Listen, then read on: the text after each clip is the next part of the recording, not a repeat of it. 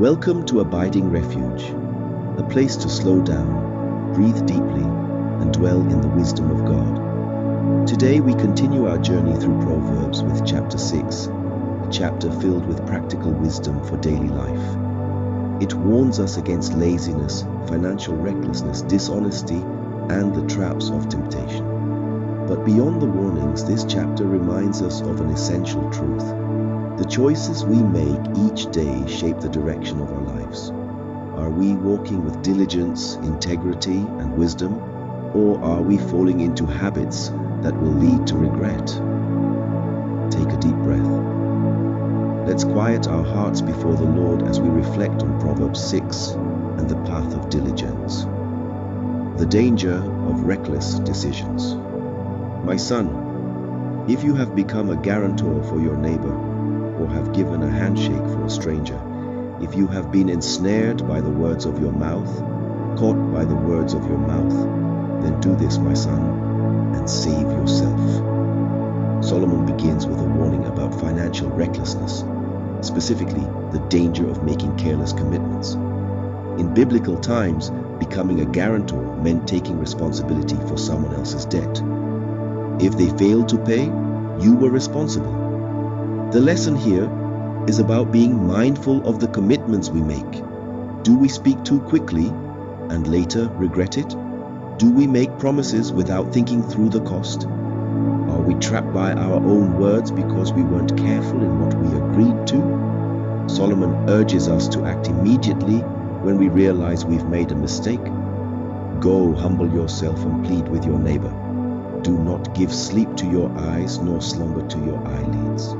Save yourself like a gazelle from the hunter's hand, and like a bird from the hand of the fowler. This is a call to humility and wisdom, to admit when we've been careless and to make things right before the consequences catch up with us. Are there any commitments in your life right now that you need to reconsider, correct, or step away from? The call to diligence.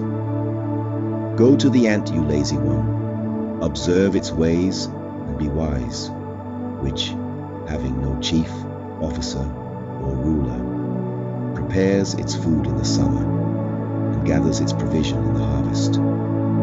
This is one of the most well-known passages in Proverbs, a call to learn diligence from the smallest of creatures, the ant. The ant does not need constant supervision or motivation. It simply does what is necessary, working hard now so that it is prepared for what is ahead. Diligence is not about overworking or chasing endless success. It's about faithfulness in the daily tasks that matter. Are we faithful in the small things? Are we using our time wisely? Or are we always putting off what we know we should do?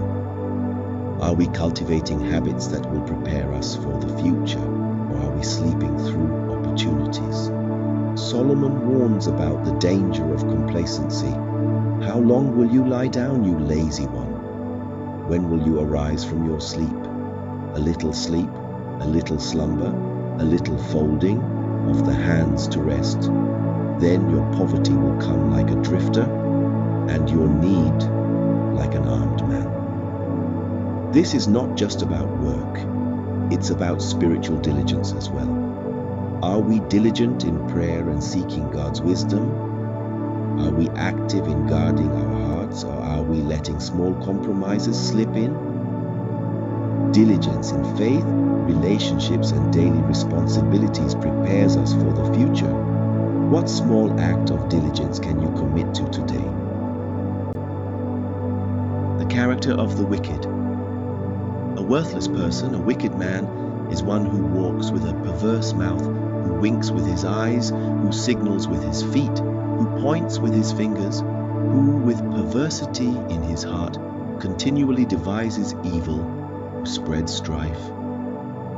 Solomon describes the habits of the wicked, not just in their actions, but in their attitudes and intentions. Dishonesty, twisting words, using deception, manipulation, working behind the scenes for selfish gain, causing strife, stirring up division instead of peace. The Lord hates 6 things, yes, 7 are an abomination to him: haughty eyes, a lying tongue, hands that shed innocent blood, a heart that devises wicked plans, feet that run rapidly to evil, a false witness who declares lies, and one who spreads strife among brothers.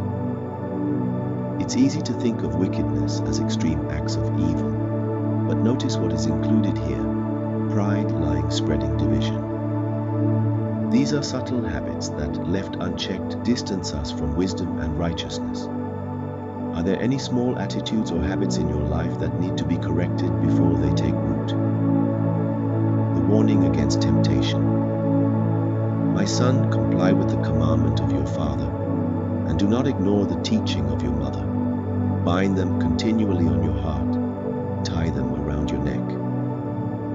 Once again, Proverbs warns against the allure of temptation. Solomon speaks specifically about the danger of adultery, but the lesson applies to all forms of temptation. Temptation is not always sudden. It is often a slow drift, a small compromise, a little indulgence, a justification that it's not that bad. But sin is like a fire that cannot be controlled.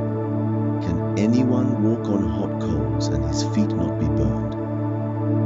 Temptation always costs more than it promises. Wisdom calls us to stay far from the path that leads to destruction. Are there any areas in your life where you've been playing too close to the fire? Living out Proverbs 6 today. How can we walk in wisdom and diligence in our daily lives? 1. Be careful with commitments. Think before you speak. Be mindful of the promises you make. 2. Cultivate diligence in small things. Don't wait for motivation. Do what is necessary, faithfully and consistently. 3. Examine your character. Are there any habits, dishonesty, pride, gossip that you need to correct? 4. Stay far from temptation. Don't flirt with sin. Distance yourself from anything that draws your heart away from God. A moment of reflection. Take a deep breath. Let wisdom settle in your heart. Have you made any reckless commitments that need to be corrected? Are there areas where you need to be more diligent? Is there a temptation you need to step away from completely before it leads to regret? Pause. Reflect. Invite God to lead you. Closing prayer.